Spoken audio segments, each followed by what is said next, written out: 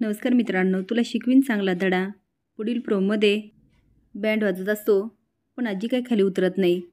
दुर्गी म्हणते, मास्तरींबाई कुठे? आजी सांगते, नाही आली ती.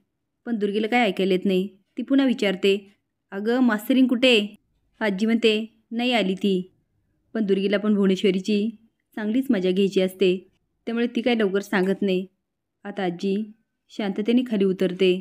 औक्षण करण्यासाठी भुवनेश्वरी खूप आनंदात असते. आजी पुढे येते, तिच्या मागे दुर्गी असते. आजीची नजर खाली बघून भुवनेश्वरी विचारते, सुनबाई कुठे? आजी म्हणते, नाही येणार कुणी. नाही आली आहे सुनबाई.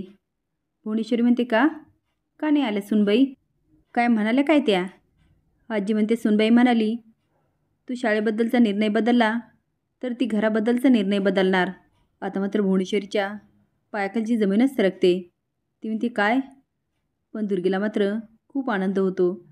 चारोआस गालातल्या गालात स्माईल करतो. आणि विशेष म्हणजे अधिपतीला पण खूप आनंद होतो. चारोआस मनात म्हणतो, वा अक्षरा, तू माझा शब्द पाळलास. हिला काय वाटत होतं, ही जे बोलणार तेच घडणार. आता कळलं ना शिक्षण किती महत्त्वाचं आहे.